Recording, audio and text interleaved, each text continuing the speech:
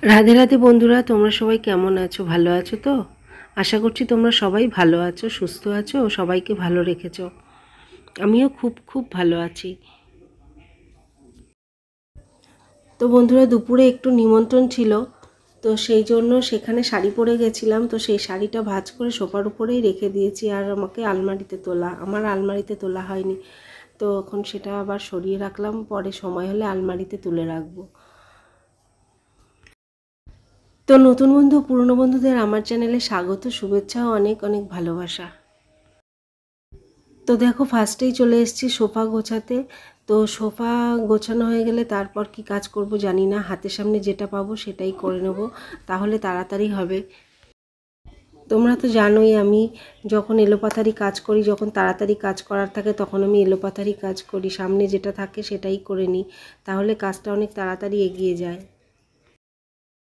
তো বন্ধুরা, আজকেও হবে ভগবান শ্রীকৃষ্ণের দু একটি কথা, তো তোমরা স্কিপ না করে দেখতে থাকো। তো চলো ফার্স্টেই শুরু করা যাক ভগবান শ্রীকৃষ্ণের দু একটি কথা বা দু একটি বাণী বা গীতার কথা। ভগবান শ্রীকৃষ্ণ বলেছেন, সুখ মানুষের জীবনে অহংকারের পরীক্ষা নেয়, আর দুঃখ নেয় মানুষের জীবনে ধৈর্যের পরীক্ষা। তাই পার্থিব সুখ বা জড়বস্তুগত সুখ, এই সুখের জন্য যেন আমরা অহংকারে ভেসে না যাই, আমাদের সেই দিকে খেয়াল রাখতে হবে। সুখের সময় যেন আমরা ঈশ্বরের চরণে নিজেকে সঁপে দিতে পারি, সব সময় তার চিন্তা করতে পারি, তাকে আরও বেশি বেশি করে ডাকতে পারি, তাহলে অহংকার হয়তো আমাদের মধ্যে আসবে না। আর দুঃখের সময় যেন আমরা দুঃখের সাথে সাথে নিজেকে ভাসিয়ে না দিই, আমরা যেন শক্ত হয়ে দাঁড়াতে পারি। আমাদের মনে রাখতে হবে যে দুঃখের সময়ই ঈশ্বর আমাদের ধৈর্যের পরীক্ষা নেন। শ্রীকৃষ্ণ বলেছেন, সময় বড় মূল্যবান জিনিস, যে সময়ের সঠিক ব্যবহার করে তাকে পরাস্ত করার মতন শক্তি এই মহাজগতে নেই। তাই আমরা যেন সময়ের সঠিক মূল্য দিতে পারি। তো ভগবান শ্রীকৃষ্ণের কথা আলোচনা করতে করতে দেখো কাজ অনেকটা এগিয়ে গেছে। তো এখন আলনাটা মুছে ফেলছি, আলনা তো পরিষ্কারই আছে কিন্তু তবুও মুছছি। আর আজকে না ফ্রিজটা একটু নোংরা হয়েছিল, উপরে একটু ধুলো পড়েছিল, তো সেগুলো মুছে নিয়েছি। নতুন বন্ধু ও পুরনো বন্ধু, তোমাদের আমার এই ভিডিওটি কেমন লাগছে তা তোমরা আমাকে কমেন্টে অবশ্যই জানিও।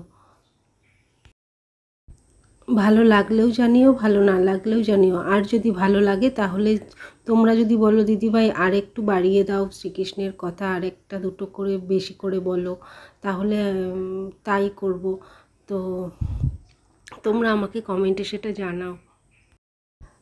তো এই জামা কাপড়গুলো দেখো কাচার জন্য আলাদা করে রেখেছি, আর এদিকে চলে এসেছি রান্নাঘরে। আজকে না সন্ধেবেলায় তো টিফিন বানানো হয়নি, আর এখন 8টা, সাড়ে 8টা বাজে। মেয়ে বলছে একটু মোমো এনে দিতে, কিন্তু আমার ইচ্ছা করছে না বাজারে যেতে। তো সেই জন্য আমি আজকে ওকে একটু গোলা রুটি করে দিচ্ছি, একটু নতুন, অনেক দিন খাওয়া হয়নি, তো ভালোই খাবে, সেই জন্য ওকে একটু গোলা রুটি করছি। এতে দিয়েছি চিনি আর নুন আর আটা মিক্সড করে বানিয়ে দিচ্ছি। তো বন্ধুরা, তোমাদের যদি ভিডিওটি ভালো লেগে থাকে তাহলে অবশ্যই লাইক, কমেন্ট, শেয়ার ও সাবস্ক্রাইব করতে ভুলো না। আর তাহলে আমার এই ভিডিওটি পৌঁছে যাবে সবার আগে তোমার কাছে। তো দেখো, একটা গোলা রুটি বানাবো বলে আটা নিয়েছিলাম, কিন্তু একটা জায়গায় 3টে হয়ে যাচ্ছে, একটু আন্দাজ বুঝতে পারিনি। আসলে জলটা একটু বেশি হয়ে গেছে, তো পাতলা হয়ে গেছে গোলাটা, তো সেই জন্যই 3টে হয়ে যাচ্ছে।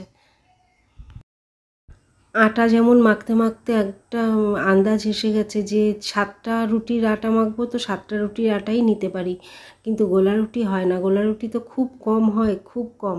তো সেই জন্য গোলা রুটির আন্দাজটা আমি ঠিকভাবে নিতে পারি না। তো দেখো চলে এসেছি এই ঘরে ফার্নিচার বলতে খাট, ড্রেসিং টেবিল আর আছে পড়ার টেবিলটা। তো এগুলো অনেক দিন মোছা হয়নি, গুছিয়ে রেখেছি, তারপরে অনেক দিন মোছা হয়নি।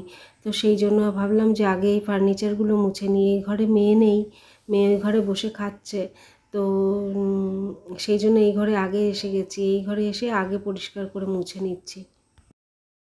ও থাকলে তো এই ঘর ভালো করে মোছাও হয় না আর গোছানোও হয় না। আসলে ও ক্যামেরার সামনে আসতে চায় না, তো সেই জন্যই এই অসুবিধাগুলো হয়।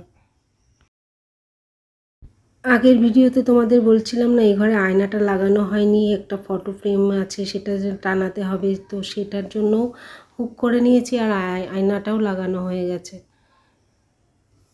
তো বন্ধুরা, আজকের ভিডিও এ পর্যন্তই, আর বেশি লং করছি না, আবার চলে আসবো কাল তোমাদের সামনে নতুন কোনো ভিডিও নিয়ে। তো টাটা।